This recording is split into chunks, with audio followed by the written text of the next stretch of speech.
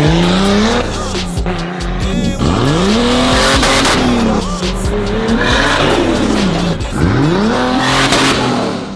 has been a long time coming. I can't believe it's here.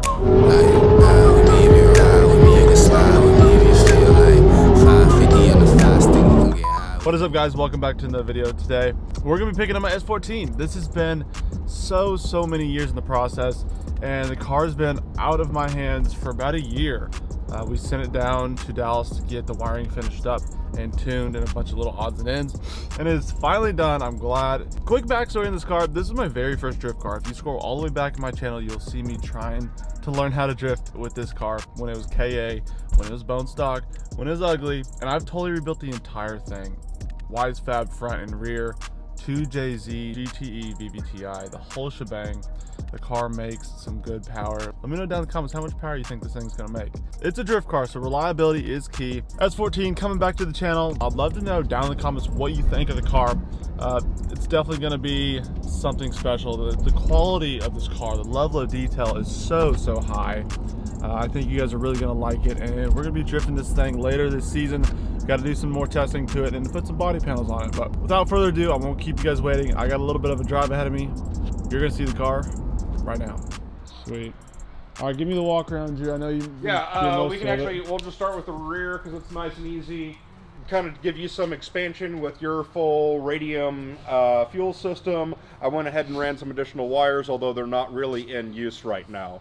So we have our lift pump, and then we went ahead and swapped you out from the 450 to the 535 Hellcat pump. Okay. That gave us just a little bit more headroom, and then I just like reused that 450 in another car. If you need in the future to throw an additional pump in there, the wires are already there. Sweet. So you don't have to run additional wiring for it. We're actually kind of debating, like, everybody's like, oh, why'd you put the extra wires in there? And I'm like, well, you know, if I was building this for Drift Week, I'd put a stock pump in it. Yeah. And you can drive around on stock pump and not hear fuel pump noise. Right. And then as soon as you go into boost, it can cross over into the Hellcat pump and provide power. If that's something you want to do in the future, you can literally just drop it in, shoot me a text, and I can email you over a file that re-enables the other pump output. Awesome. Okay, cool. I did throw an anti-rollover valve. I asked Aaron and some of the other drifters about it.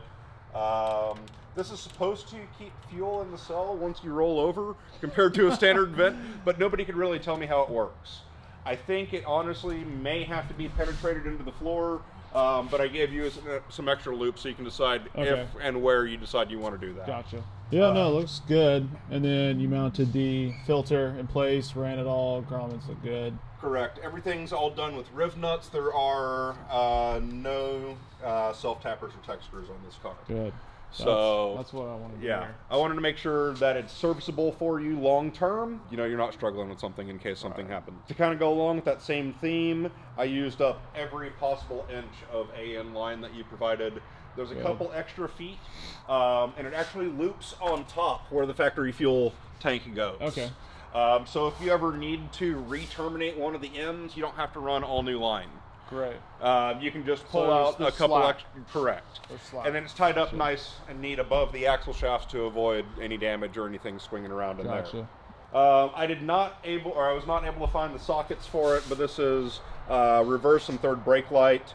In the wiring diagram that I have, it'll have the colors. Okay. If you want to add this, brake lights work, tail lights work, and turn signals work as well. In addition to headlights, wipers, all that stuff. That's awesome. So it really is fully integrated. In addition to the 12-button CAN bus keyboard, everything is CAN bus controlled, so you don't have to turn on fuel pump, but you can turn the fuel pump on.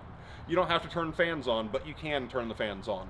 So you get back in the pits, you want to cool it off, you can turn fans on, let it cool off. Or, you know, you're wanting to go run, you turn the car on, and you go for a rip, and the ECU controls the rest. Wow.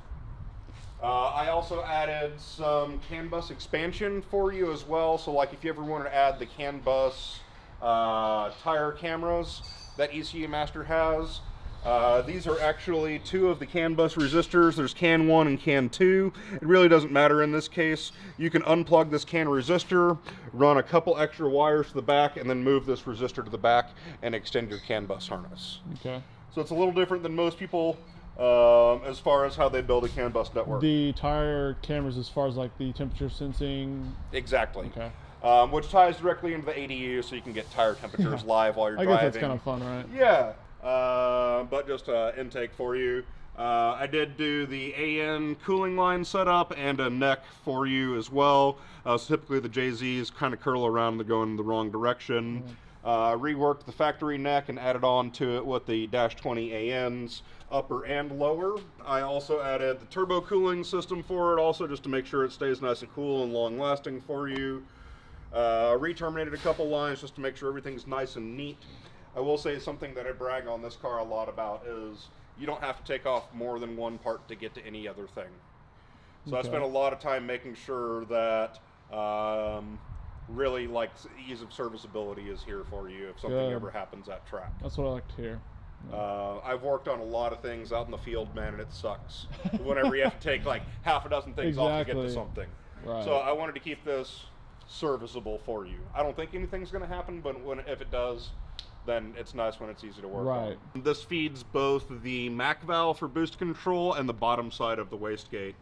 All of that is shielded behind this DEI shielding to keep it nice and cool up next to the turbo. MAC valve here, and then we've got, sorry to jump around a little bit. No, you're good.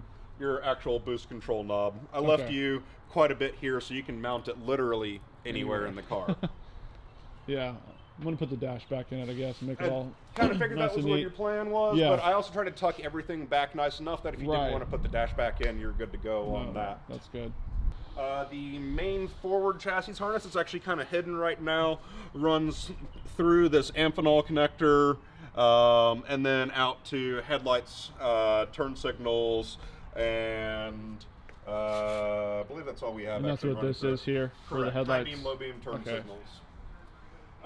Wipers kind of run separately. They do tuck back through this one last little hole in the firewall. We were just out of space. Gotcha. And by the time I had more pins in the connector body got to be like 3.5 inches.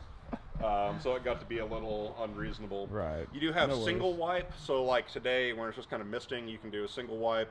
You have low speed, you have high speed, and constant speed on the wipers. And that's on one CAN bus? There's two separate buttons.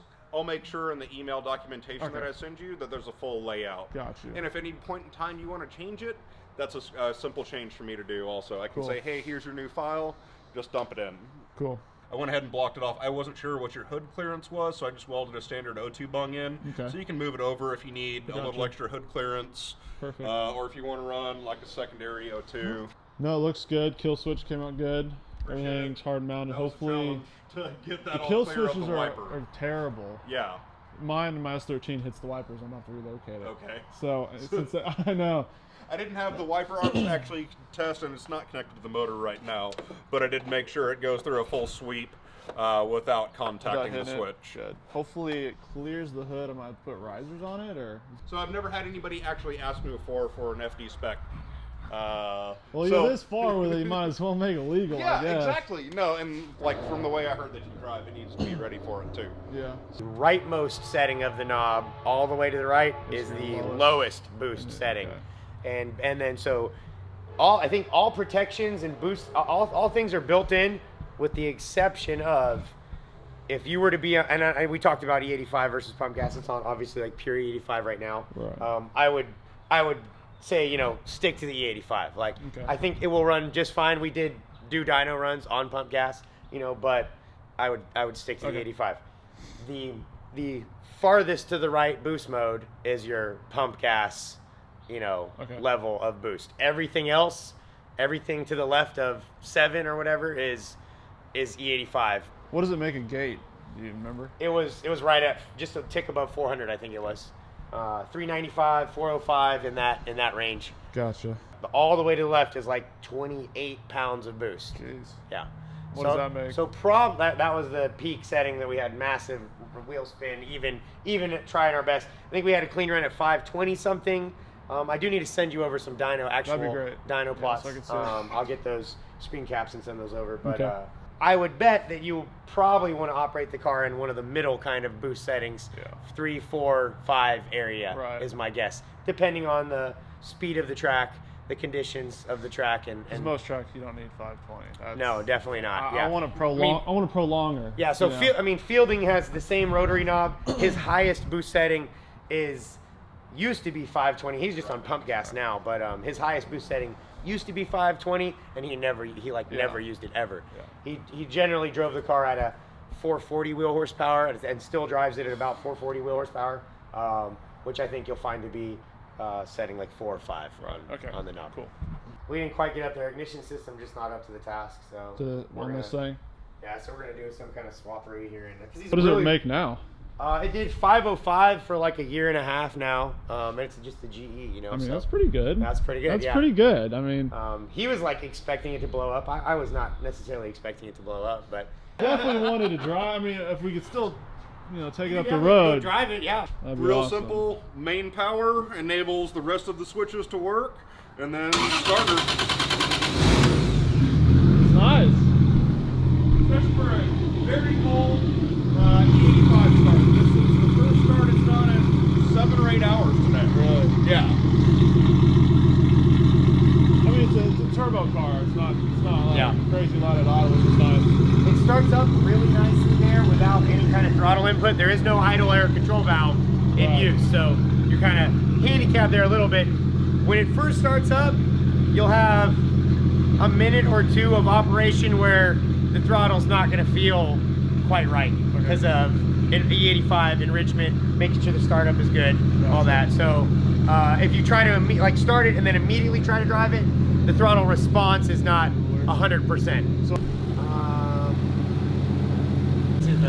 but we did move the sensor as close as possible to the cylinder head so we know exactly what the temperature is coming right off of the motor. Have just from memory, main power, starter, fuel system, and fan. Nope, that's fuel pump. Here's low speed fan, and then high speed fan. Listen to that. That's a lot of air. And also listen to how the car remains dead stable during those startups. Absolutely. So I'm going to turn them off real quick while it's warming up just to show you how the CAN bus will take control. So if you don't turn them on or whatever, the ECU handles all of it. What temperature does it kick it on at? The first fan comes on at 85 and the second fan comes on at 90. Yeah. Yep. Okay. I found that obviously this main power switch will turn it off immediately. Just to do two-step engagement, you don't need clutch or anything. You can just press this button down and wide open throttle, and it'll two-step for you. Should I try it? Yeah, go for it. Yeah. I wasn't ready for that. Oh my god. That is, I'm gonna get in trouble with this thing. Oh yeah. So it does build 30 pounds on the two-step, so that's a lot. Oh yeah. my gosh. You throw some 265R compounds on this thing, man, it's gonna boogie off the line. Jeez. So you're actually trying to use it to launch. So once you get to the booms, you're at all the boost. So what's the key to it? Do I just floor it or do I feather it or what? You do have to go heavy on the throttle to even engage it. Okay. But just like the amount of time that you're on it influences how much. It only takes a split second to build useful boost. Okay. And once you get to those bangs, you're at all the power, tire shredding, no chance of even rolling out. Yeah. Yeah, that's more just for fun, right? Yeah. Yeah, it's a party. It's a party car, you know that. I mean, it's a stock motor. Don't overdo it, you know. I want to make it last. One or two pops and then let it chill.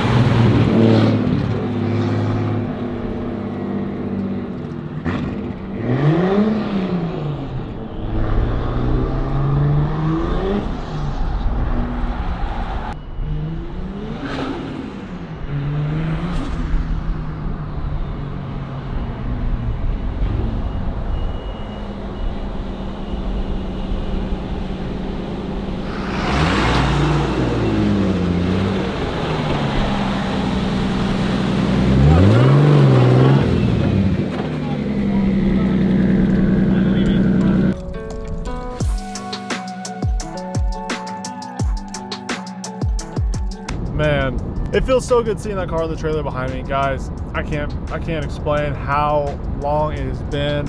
I honestly forgot about this car. So the only thing we got to paint left on this car are the side skirts, and then we got to mount a few things like mount the headlights and so forth. Other than that, she's ready to rip. They said it's literally ready to take out to an event. So we'll be taking it out here soon. I got a 4-hour drive ahead of me. I'll see you guys tomorrow.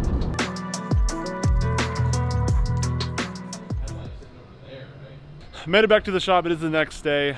Man, I still can't believe this car's back. It is ready to go. So right now I have all the painted body panels in the back of the shop. I think we're gonna throw it on and we're gonna go for a bit of a test drive. I took it out last night after I replaced the power steering, and I must say this thing's absolutely gnarly. It just spins the tires. So we're gonna get working on this thing. I wanna make it look like a car.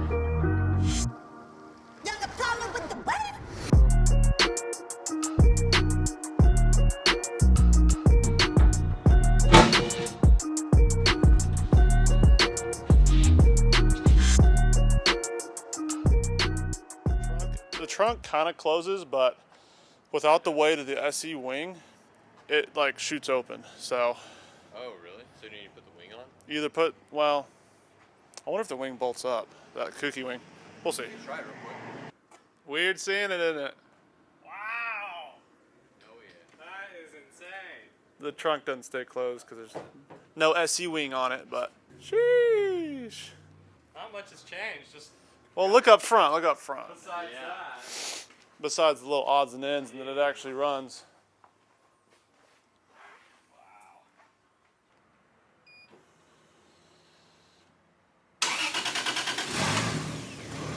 Isn't that weird? Not bad. No, it's kind of quiet, kind of nice. Not quiet, but we'll get it up to temp, and then we'll do a little Two-step. We'll do the two-step. It's not that loud. It's kind of nice.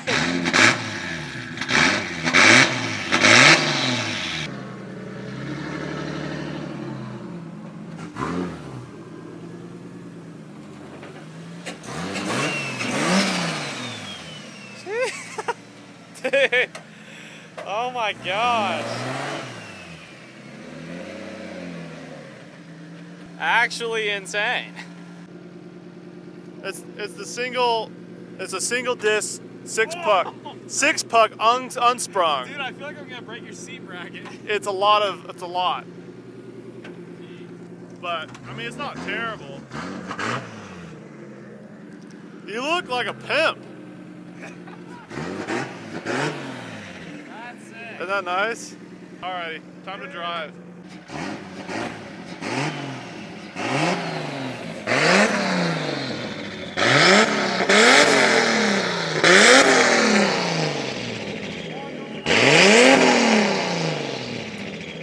I like how the trunk's always open.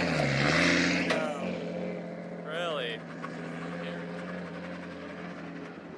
Watch out, don't hit the dang minivan.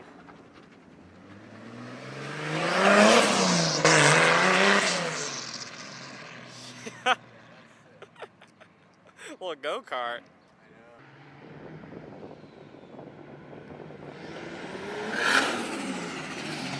Jeez. You can't really go through many gears. This gets going so fast, so quick. Later tonight, let's take it up the street. Oh, we're taking it up the street later tonight. Ah!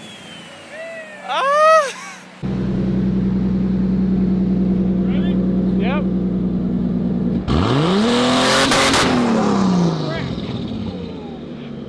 Do it again. I had one ear plugged. I need to get. Oh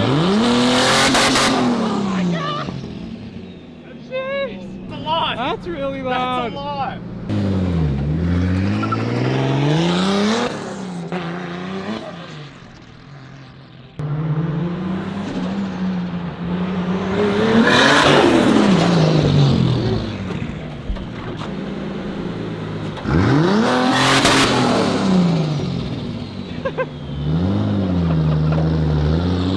Insane. That is actually insane.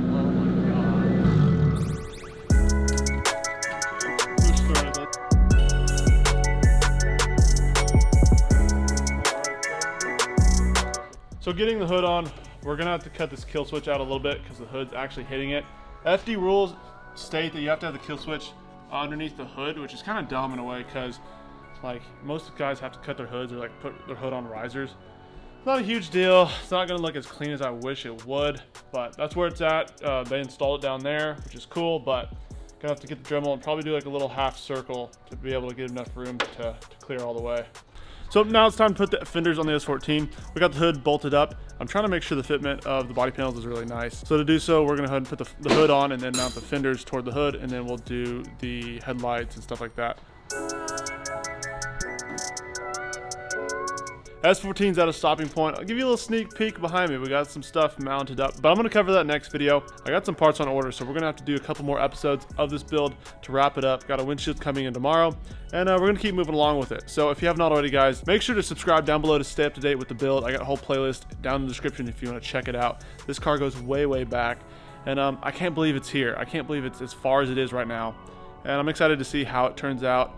The attention to detail of this build is kind of what sets it apart, and we got a lot of fun stuff coming for it in the future. Make sure to give the video a thumbs up and let me know what you think of the S14 down in the comments. I know you guys haven't seen this car in forever, my secret build, and it's finally here. So thank you guys so much for watching. I'll catch you guys in the next video. Right, that's a deal, right? That's a bet, right? That's a deal, right? That's a deal, right? That's a bet, right? That's a deal, right? That's a deal, right? Hey, coming down like precipitation. I ain't never met a limitation.